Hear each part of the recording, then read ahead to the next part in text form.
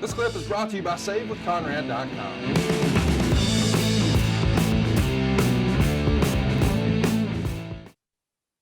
We should mention that doesn't quite happen. October 13th, Magnum TA would headline a live event against Jimmy Garvin in a lumberjack match at the Memorial Auditorium in Greenville, and he wins. And sadly, that's Magnum's last match.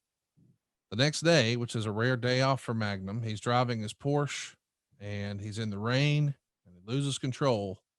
He winds up wrapping the car around a telephone pole just miles from home, and the accident causes his C4 and C5 vertebrae to explode, and his ability to walk again is in severe doubt. His wrestling career is over, Jim, and he's only 27 years old. I know you're not with Jim Crockett Promotions at this point, and you're in Mid-South, but he's one of your guys. Yeah. And this news travels quickly. How did you hear the news? Who reached out? Cowboy. Somebody, maybe Dusty. I'm sure probably Dusty. Probably would have been Jimmy. Jimmy and Bill were not that close. But I think probably Dusty called Cowboy. It was horrible. I just did. I wanted to think that it couldn't be accurate. It's one of those goddamn rumors, telephone, telegraph, tell a wrestler deal, or your world famous rumor and innuendo, or your other world famous sassafras shit, which I have no idea what it even means. That's not mine. That's Bruce's. You guys share the heat. What a fucking tag team you two boys are. Sassafras. God damn. Okay. Anyhow, don't get me started on that, which I know nothing about. It was horrible. You wanted to think seriously, all joking aside, it can't be true. It can't be as tragic as it's been reported. We'd heard about the vertebrae and he was in danger of not being able to walk at all. Because there was some time there early on, Conrad, that the phone calls, we kept getting back and forth. It was kind of touch and go. Yeah. His overall living and dying. So it was just, you just didn't want to believe it. And I think something special was taken out of the business that night, whenever it was. It just seemed like we've lost something we can't replace. Right. Because you go back and look at it through all the teachings and the coaching and the mentoring and the men in Magnum's life who helped get him ready for this opportunity. And here's what he's accomplished. And he's 27. It was scary. All I'm saying is that I believe he would have been the NWA champion.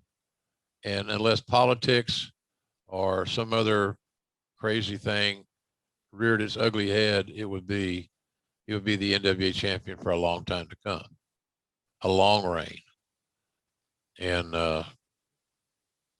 not where your first thought after the match is over, where he becomes champion, is then when are we going to take it off of him? Right. That's a defeatist attitude. It's very much negative thinking. Yes.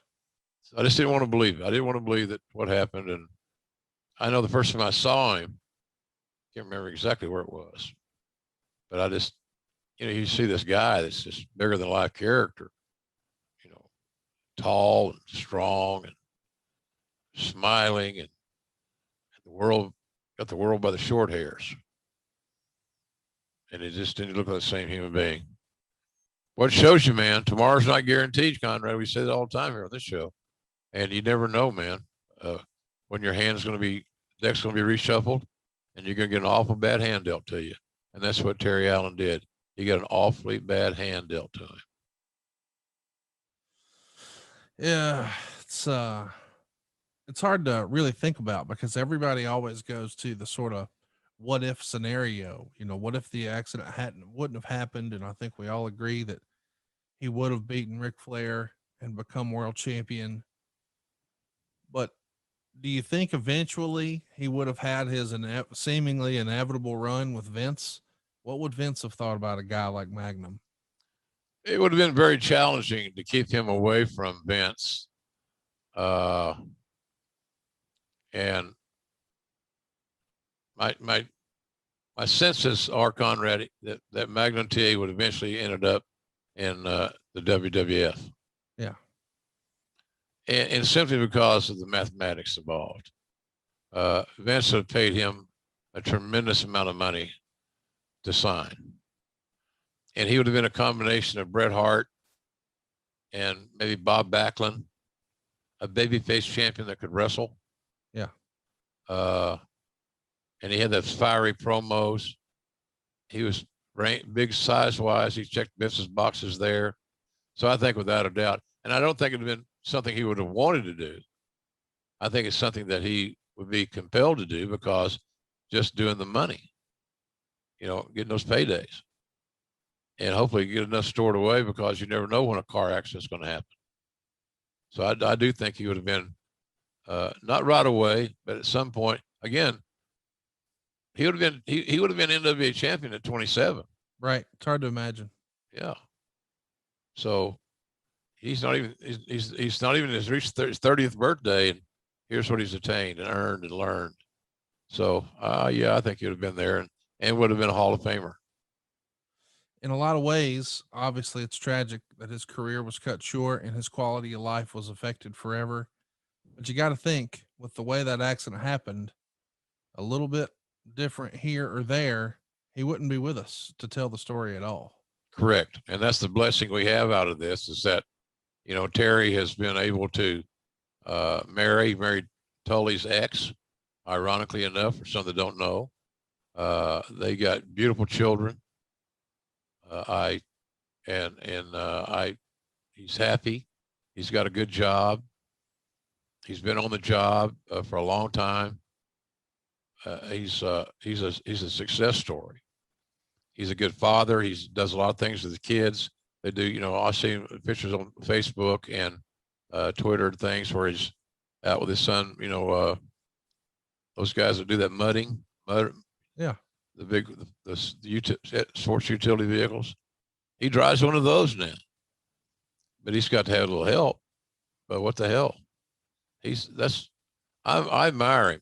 He's one of my heroes. I can tell you that right now. For anybody that's down in their luck or they're having a bad day or whatever, go back to this guy's life and when he was 27 years old. How would you handle it? And he handled this as well as any human being, I believe, could possibly handle it, Conrad. And he was so beloved at the time. It's been reported the hospital was getting over 700 calls a day once the news gets out about the accident through the local news. And there were over 70,000 cards sent to the hospital. I mean, Magnum was, a lot of people felt like as close as they were going to get at Jim Crockett Promotions, their answer to Hulk Hogan. And it doesn't happen. And famously, of course, Rick, the NWA World Champion, would visit Magnum in the hospital. And at the time, Rick has told the story that they had Magnum in one of those old tubes, the iron lung, if you will. And Rick's trying to express his condolences, and he's obviously torn up about what's happened with somebody that he had a lot of fun with over the years. And he leaves the belt there in the hospital with him and says, "I was supposed to drop this with you or to you." And even, my wife Megan remembers going to the hospital as a little girl and seeing Magnum in the hospital. And it was a profound moment in wrestling. Yeah. You could tell it was the end of an era. Yeah. It's like that song, The Day the Music Stopped. Yes. The Buddy Holly thing. The day the music died. And I felt some music died that day. And because when you get a great bright star like that explodes in the galaxy, that can't be replicated automatically, or ever. But he just gave the business so much hope, and the better that he would do in his territory of choice, the better the rest of us would do. Specifically speaking of the Mid-South, because we knew we were going to get dates on him. He's going to still be our guy a few days a year, just like Rick come into Mid-South all the time and made good paydays and had fun, as best I remember. So, because I was a chaperone. Hey, it's Conrad Thompson. Thanks for checking out the podcast here on YouTube. Be sure to hit the subscribe button and the notifications bell so you get a notice anytime we upload some new content. And go save yourself some money right now. If you're in a 30-year loan or you have credit card debt, it's not a matter of if I can save you money. It's a matter of how much. Find out right now for free at SaveWithConrad.com.